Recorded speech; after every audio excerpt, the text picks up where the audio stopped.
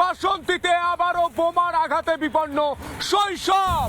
আবারও এ রাজ্যে বোমার আঘাতে বিপন্ন শৈশব। বাসন্তীর দিকে নজর রাখতে হচ্ছে চতুর্থ শ্রেণীর পড়ুয়া বোমার আঘাতে আক্রান্ত। বাসন্তীতে বোমা বিস্ফোরণে যখন চতুর্থ শ্রেণীর ছাত্র, বোমা পেটে গুরুতর জখম এক নাবালকের চোখ ও হাতে গুরুতর আঘাত।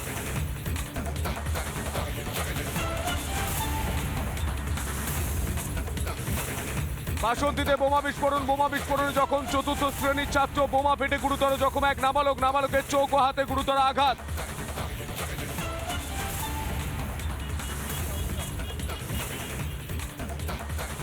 আরো একবার আপনাদের জানিয়ে রাখি, চতুর্থ শ্রেণীর পড়ুয়া, তিনি বোমা পেটে গুরুতর জখম, নাবালকের চোখ ও হাতে গুরুতর আঘাত। আশঙ্কাজনক অবস্থায় ভর্তি এসএসকেএম হাসপাতালে। তৃণমূল কর্মী আনার শেখের বাড়িতে বিস্ফোরণ। তৃণমূল কর্মীর বাড়িতে বোমা মজুদের অভিযোগ।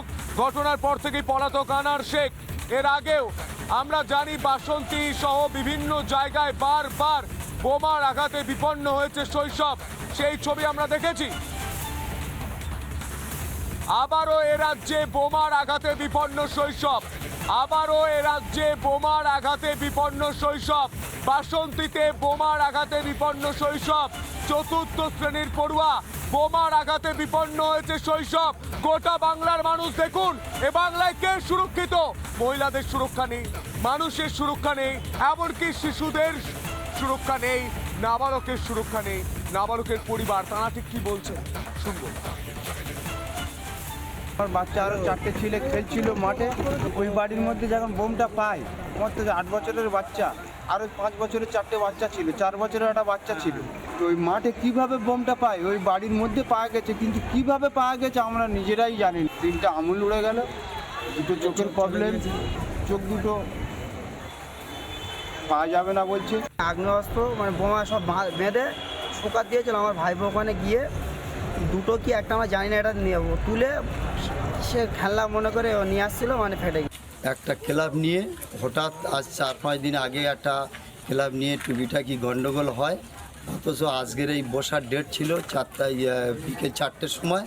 হঠাৎ কালকের পরিকল্পনা করে ওরা এই বোম মেশিন এই সবগুলো ষড়যন্ত্র করে। হঠাৎ মাত্র ওদের ওই আনার শেখ বোম বাস্টিং হয়ে যায় ওদের বাড়িতে।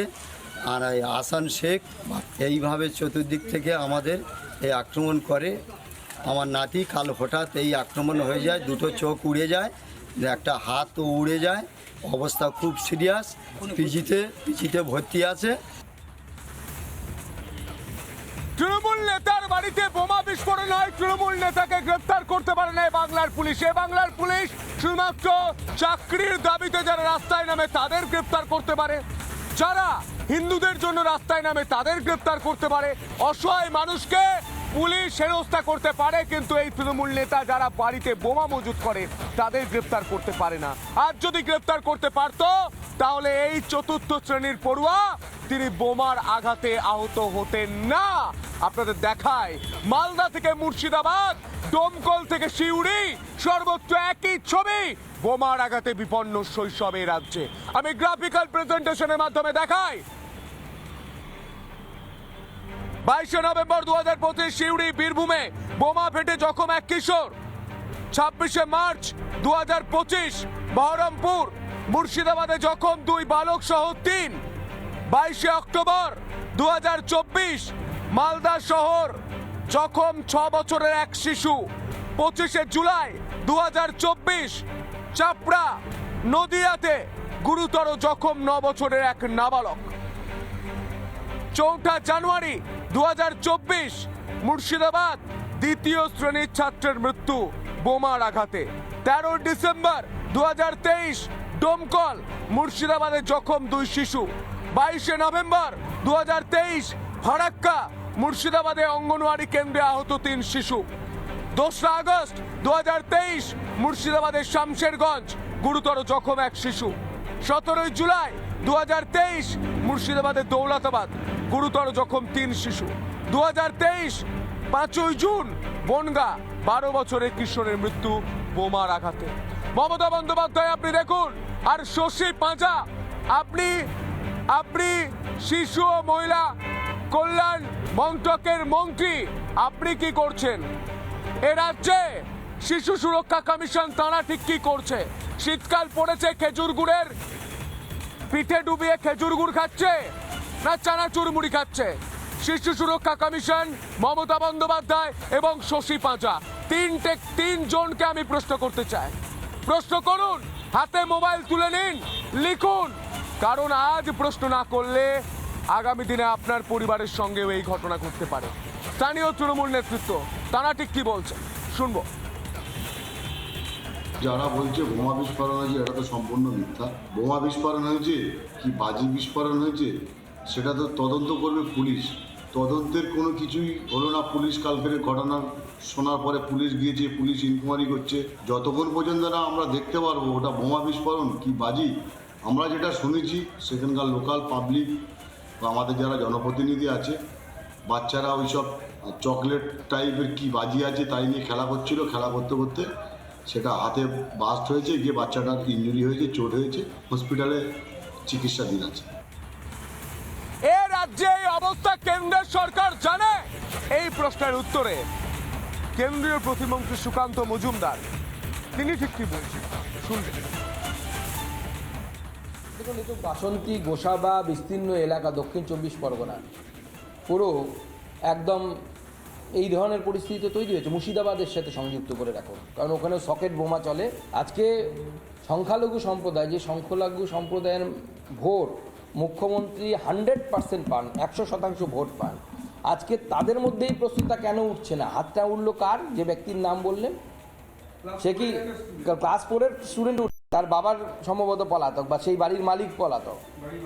তো বাড়ির মালিক তো সংখ্যালঘু সম্প্রদায়, আনার শেখ। কেন তার বাড়িতে কেন বোমা ফাটছে? ব্যানার্জি চ্যাটার্জির বাড়িতে কেন বোমা ফাটছে না? মমতা বন্দ্যোপাধ্যায়কে এই প্রশ্নটা করবেন না? আপনারা তৃণমূল করতে গিয়ে বোমা বাঁধবেন, আপনার বাড়ি উড়ে যাবে। কোনো তো শুনেছেন অভিষেকের বাড়ি উড়ে গেছে? অভিষেক ব্যানার্জির বাড়ি বোমা বাঁধতে গিয়ে। আচ্ছা, অভিষেক ব্যানার্জি বড় নাম হয়ে গেল, আপনারা কেন বালুদার বাড়ি ওড়ে না বোমা বাঁধতে গিয়ে? বালুদার হয়ে বোমা বাঁধতে গিয়ে মুসলমানের বাড়ি উড়ে যাচ্ছে, আর বালুদার বাড়ি উঠছে না। তো এই প্রশ্নগুলো তো মুসলিম সমাজের করা উচিত। আর এই বিষয় নিয়ে সর্বভারতীয় বিজেপি নেতা মিঠুন চক্রবর্তী, অভিনেতা মিঠুন চক্রবর্তী তিনি ঠিক কি বলছেন, এবং রাজ্য বিজেপির সভাপতি তথা রাজ্যসভার সাংসদ শ্রমিক ভট্টাচার্য তিনি ঠিক কি বলছেন শুনবো। পশ্চিমবাংলা এটা কি নতুন হচ্ছে?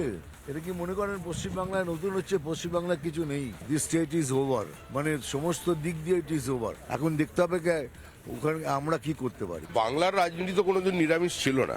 বোমা নতুন কিছু নয় বাংলায়, এর আগেও বোমা ছিল, সিপিএম আমলেও বোমা চলেছে। কিন্তু বোমার এই বিকেন্দ্রীকরণ, যে সর্বত্র বোমা আলু পটলের মতো, এটা অতীতে ছিল না। বোমা ফেটে এর আগে 11 জন শিশু প্রাণ হারিয়েছে সাম্প্রতিককালে। ভারতবর্ষের কোথাও এই নিদর্শন নেই।